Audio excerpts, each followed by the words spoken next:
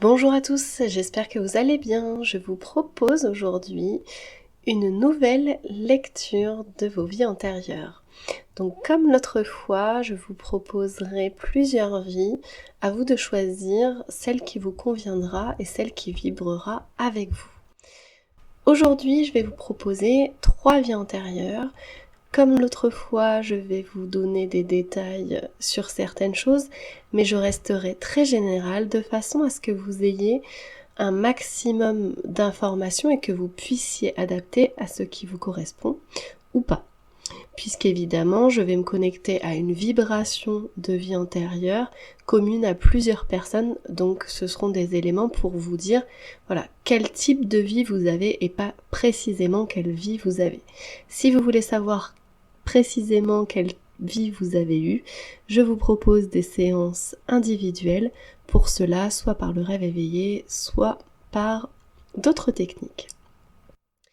On commence donc par la première vie à laquelle je vais me connecter. Donc pendant cette première vie, vous avez été une personne très proche de la nature et très proche des animaux en particulier. Donc il se peut que vous ayez travaillé, alors selon l'époque, ça peut être dans un zoo, dans un refuge, en tant qu'éleveur, ou simplement recueillir des animaux en tant que vétérinaire aussi, ou dans une écurie par exemple. Donc il y a vraiment ce lien particulier avec les animaux qui peut perdurer dans cette vie. Donc une nature très empathique envers les animaux, peut-être un besoin d'en avoir autour de vous et auprès de vous pour vous permettre de vous ressourcer, de vous donner de l'énergie. Et vous avez à cœur vraiment de vous occuper des autres, de vous occuper des animaux. Donc vous pouvez être très lié aux animaux et aussi très lié aux humains, mais parfois il peut arriver que vous préfériez la présence des animaux à celle des humains. En tout cas, voilà, dans cette vie antérieure, vous avez été très proche des animaux, à leur donner du soin, leur donner de l'amour, leur donner beaucoup de tendresse, beaucoup de bienveillance, et j'ai envie de dire, ils vous ont rendu cet amour, ils vous ont donné aussi cet amour, vous avez beaucoup reçu d'eux, et leur présence dans votre vie actuelle est une source de bonheur, est une source de bien-être, et donc ça peut expliquer votre engouement pour les animaux, votre attachement aux animaux, et à ce besoin d'en avoir autour de vous, pour vous sentir bien et rassuré tout simplement. Dans cette vie antérieure, vous avez pu être la victime de quelqu'un de plus fort que vous, d'un chef, d'un leader, de quelqu'un qui avait le pouvoir sur vous et qui en a abusé. Et quelque part, ces animaux vous apportaient le réconfort que vous n'aviez pas dans votre vie professionnelle, dans votre vie de tous les jours, parce que une personne en particulier abusait de votre gentillesse, abusait de vos capacités, elle abusait de son statut aussi, et cela vous causait vraiment beaucoup de souffrance intérieure. Elle vous rabaissait certainement, et vous aviez peut-être même une certaine redevabilité par rapport à cette personne. Donc vous étiez en quelque sorte soumis à cette personne, et la nature, les animaux, vous réconfortaient, vous rassuraient, vous permettaient d'avoir un bien-être que vous n'aviez pas dans votre travail ou dans votre environnement. Dans votre vie actuelle, vous pouvez avoir tendance à ne pas aimer les petits chefs, l'archétype du petit chef par exemple. Vous pouvez avoir du mal à avoir un chef au-dessus de vous, à avoir quelqu'un qui vous donne des ordres, à avoir quelqu'un qui vous dit ce que vous avez à faire tout simplement,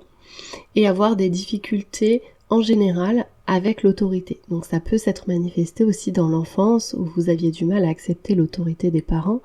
l'autorité d'un maître ou d'une maîtresse, l'autorité d'un prof, l'autorité d'un patron, enfin peu importe, mais vous pouvez avoir comme ça cette tendance à rejeter tout abus de pouvoir sur vous et au contraire manifester un peu votre indépendance et votre liberté par rapport à qui que ce soit. Dans cette vie, donc où vous étiez soumis, où vous étiez très proche des animaux, à un moment, vous en avez eu marre, vous avez eu ce ras-le-bol qui fait que vous êtes révolté et que vous avez vraiment manifesté votre mécontentement, manifesté votre souveraineté sur votre vie, sur ce que vous aviez envie de faire. Je dirais que votre vie se situait peut-être au Moyen-Âge, donc entre le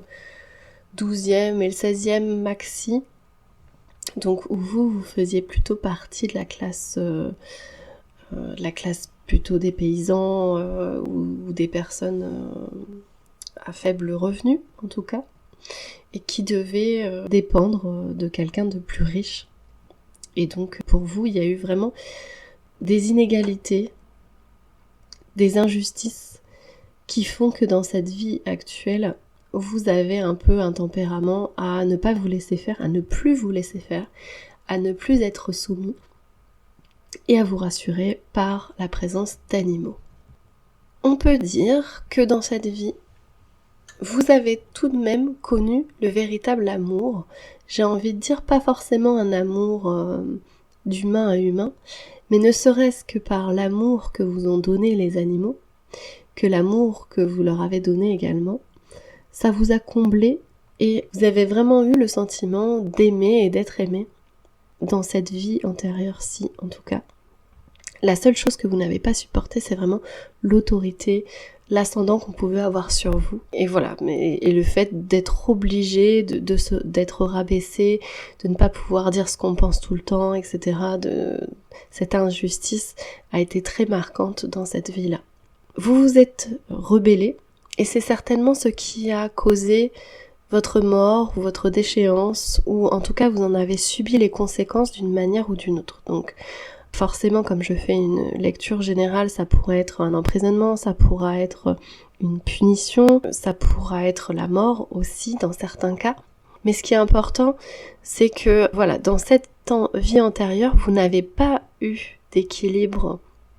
social, pas eu d'équilibre dans votre expression, c'est-à-dire que vous n'avez pas pu vous exprimer comme vous le vouliez, et quand vous l'avez fait peut-être trop fort. Et dans cette vie, la leçon qu'il faut retirer, c'est de trouver un équilibre entre l'abnégation, la soumission, et l'autorité, la manifestation. Donc voilà, apprendre à abandonner la pensée tranchante qui est tout ou rien, noir ou blanc, et comprendre aussi qu'il peut y avoir aussi du gris, aussi un équilibre dans la façon de s'exprimer, et on ne peut pas toujours dire ce qu'on pense, et inversement, on ne peut pas toujours taire ce qu'on pense. Donc voilà la leçon que vous devriez méditer pour cette vie actuelle et cette première lecture de vie antérieure. Alors, pour cette deuxième vie antérieure, je dirais que vous avez été une personne comme une sorte d'explorateur ou d'un colon. Je voulais pas forcément dire homme ou femme, mais là, plutôt une énergie masculine dans l'idée d'action, de conquête, de découverte, d'exploration. Donc plutôt dans cette énergie-là, donc vous pouvez avoir été un homme ou une femme. Mais en tout cas, voilà, vous aviez cette énergie de voyageur, d'explorateur, qui va à la rencontre des terres, des peuples, peut-être aussi pour coloniser, donc avec cette envie de découverte. Mais c'est pas forcément dans le sens, pour le coup, très le colon qui va aller arracher à ces terres, arracher des trésors aux terres. Il est vraiment dans l'idée de découverte de l'autre, découverte des terres à explorer, vraiment dans cette idée de recherche et d'aventure.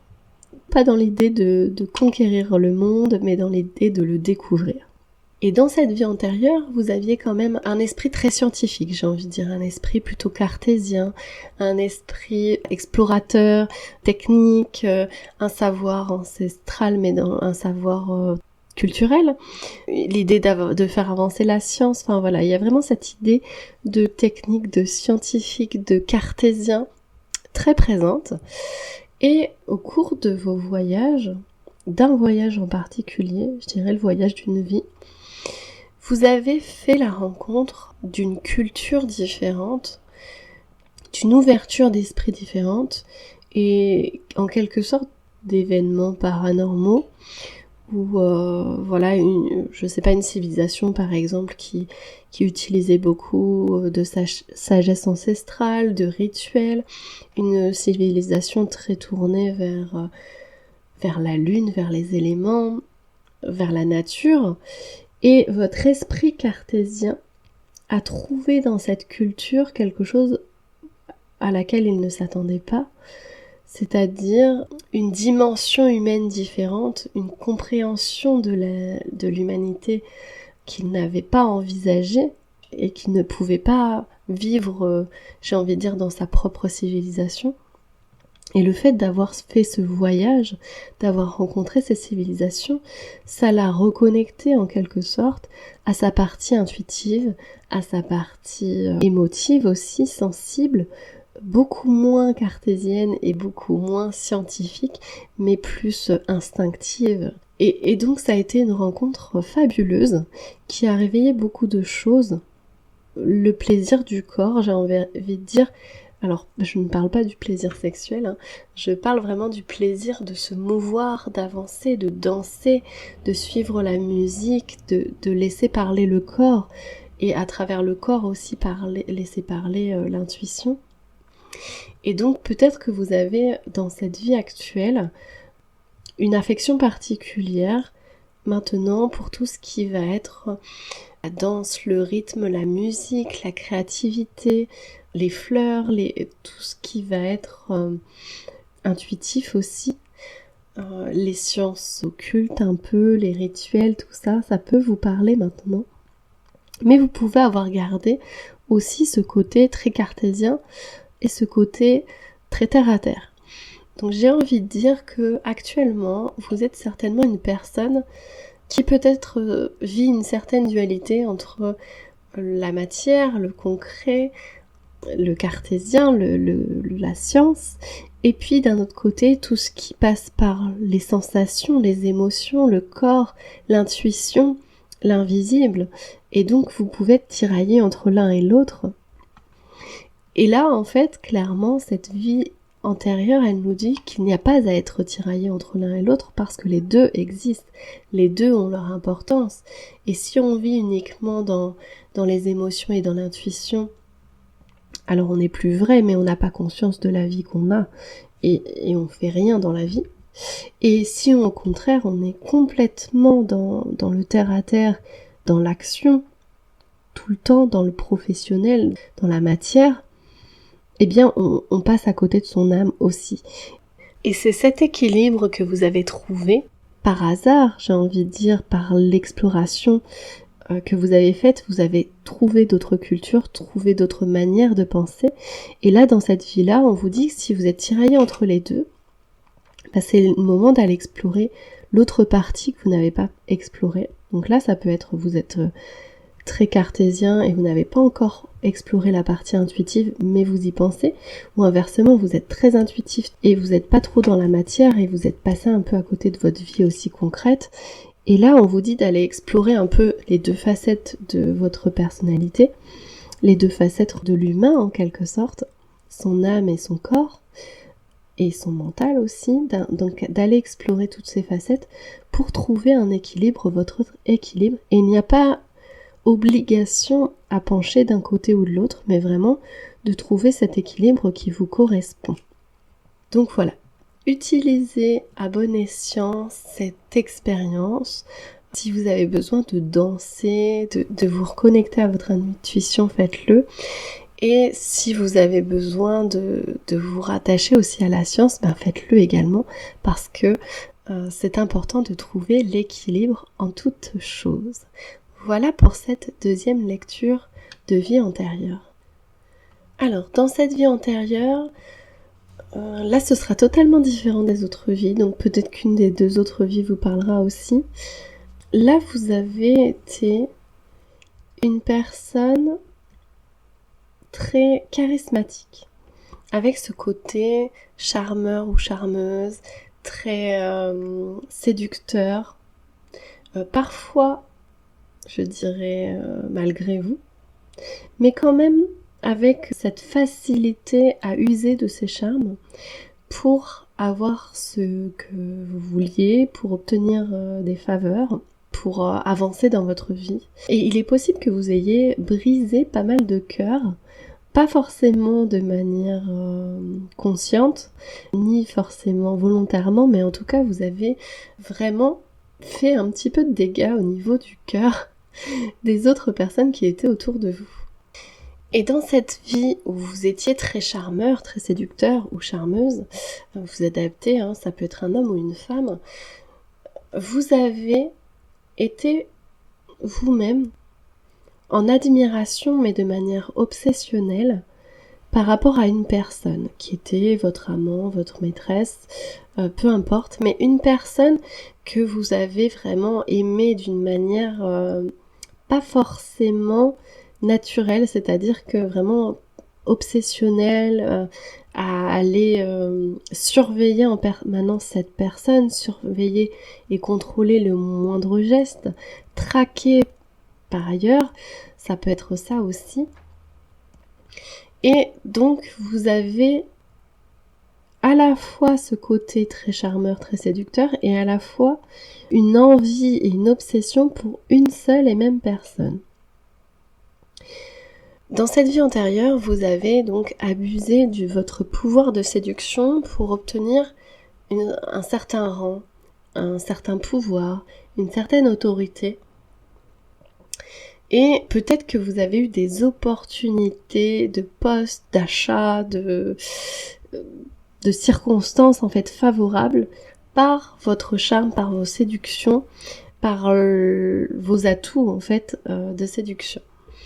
Et en même temps, cette obsession pour une seule et même personne, pas forcément saine. Intérieurement, cela a causé donc beaucoup de dégâts autour de vous, mais aussi beaucoup de dégâts en vous. C'est-à-dire que vous séduisiez, mais sans jamais aller au bout des choses, et c'était simplement par intérêt, j'ai envie de dire, pour obtenir ce que vous vouliez, mais pas en allant au bout des choses sentimentalement et dans la relation. Et en même temps, vous aviez cette personne que vous traquiez, vous n'accédiez pas à cette personne et vous n'alliez pas vous dévoiler ou la séduire, ce qui fait que vous êtes resté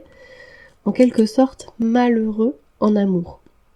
à papillonner un peu partout et à ne pas vivre ce grand amour dont vous rêviez avec une personne en particulier. Donc dans votre vie actuelle, vous avez peut-être cette tendance à ne pas réussir à vous poser, à ne pas réussir à trouver un partenaire de vie qui vous corresponde et que peut-être vous idéalisez un peu trop votre futur compagne ou compagnon. Voilà, il y a cette idée de viser un peu, j'ai envie de dire, la perfection et l'excellence, et de passer à côté de relations qui seraient tout à fait sympathiques et agréables, parce qu'en fait, vous rêvez d'avoir un amour passionnel, d'un amour unique et parfait, en fait. Et donc, ça peut être aussi l'inverse, ça peut être que vous attirez des personnes obsédées par vous, qui sont totalement, littéralement dingues de vous, et que vous, vous avez des réticences par rapport à ça, du fait de votre ancienne vie. Donc là, ça peut être les deux. Soit vous avez tendance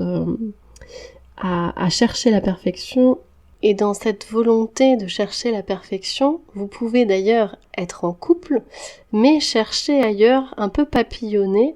à la recherche d'un meilleur parti ou de quelque chose qui serait plus parfait à vos yeux. Soit au contraire, vous attirez des personnes qui sont passionnées par vous, dingues de vous, mais vous les fuyez par peur de vous attacher, et du coup vous n'arrivez pas à vous stabiliser. Donc ça peut être l'une ou l'autre de ces situations par rapport à la vie antérieure en question. Et quoi qu'il en soit, peu importe la situation l'une ou l'autre, dans tous les cas, vous en êtes à une situation où vous n'arrivez pas à vous poser, vous n'arrivez pas à stabiliser une relation amoureuse, et malgré votre pouvoir de séduction qui est encore là, malgré votre capacité à plaire au sexe opposé ou au même sexe si c'est votre cas, en tout cas, malgré toute cette séduction que vous avez en vous, tout ce charisme, vous n'arrivez pas à vous poser parce qu'il y a quelque chose qui cloche au niveau de votre pensée, de votre façon de voir les choses, et vous êtes un peu trop exigeant par rapport à l'autre. Donc là, la leçon qu'il y aurait à en tirer, c'est que vous avez le droit de vous mettre avec une personne qui n'est pas parfaite, et que parfois cette personne qui n'est pas parfaite peut vous amener à cet amour parfait dont vous rêvez. Et en fait, il y a vraiment ce côté-là à mettre en avant, c'est que en fait, vous idéalisez plus l'amour à travers l'apparence et le profil de la personne que à ce qu'on peut vous apporter, peu importe si on est parfait ou non. Alors, je sais pas si c'est très clair, mais pour faire plus simple, si vous avez une personne qui n'est pas parfaite, qui a des défauts, qui ne correspond pas totalement à votre schéma, à ce que vous avez envie physiquement ou comme profession, ou enfin voilà, s'il y a des petits défauts, mais que dans le fond, il y a quand même des choses qui vous plaisent chez cette personne, autorisez-vous à partager quelque chose, à aller plus loin dans la relation, parce qu'en fait, il peut en ressortir cet amour parfait dont vous rêvez, et cet amour passionnel dont vous rêvez. Et c'est pas parce que, voilà, il y a des choses qui vont pas, que le résultat peut être médiocre, voilà. Ça peut être bon aussi, même s'il y a des petits défauts. Donc, peut-être redescendre un peu sur terre pour le coup, et de voir un peu moins tous les petits défauts et de se concentrer sur autre chose, tout simplement le bonheur de partager quelque chose, le bonheur d'échanger, le bonheur de partager des idées, des cultures, des sensations ensemble, le bonheur de partager aussi des histoires, des façons de faire, des façons d'être, et que peut-être en vous autorisant à aller plus loin dans la relation que simplement non, lui il me correspond pas, elle me correspond pas, et puis je vais pas plus loin. Essayez d'aller un peu plus creuser dans votre entourage, dans les nouvelles rencontres que vous allez faire, de casser un peu cette barrière que vous êtes mise pour vous autoriser à être heureux ou heureuse en étant ouvert à une opportunité. Et bien sûr, si vous êtes en couple et que vous vous posez encore des questions sur pourquoi j'ai tendance à aller papillonner, même si je vais pas aller tromper la personne avec qui je suis en couple, mais pourquoi j'ai ce besoin d'aller chercher ailleurs peut-être un amour que je ne vivrai pas avec la personne avec qui je suis actuellement. Essayez de vous poser les questions, les bonnes questions sur, voilà, cette personne, femme ou homme avec qui je suis, peut m'offrir, peut m'apporter quelque chose de beau, de bon, un amour simple, même si cette personne n'est pas parfaite, et même si éventuellement je pourrais rêver mieux ailleurs, est-ce que je suis sûre de rêver mieux ailleurs? Donc voilà, posez-vous les bonnes questions. Donc voilà pour cette troisième vie antérieure. J'espère que ces nouvelles vies vous auront parlé, que vous aurez trouvé une résonance en l'une d'elles, et je vous proposerai peut-être d'autres explorations de vie antérieure dans d'autres publications. À très bientôt, bonne journée.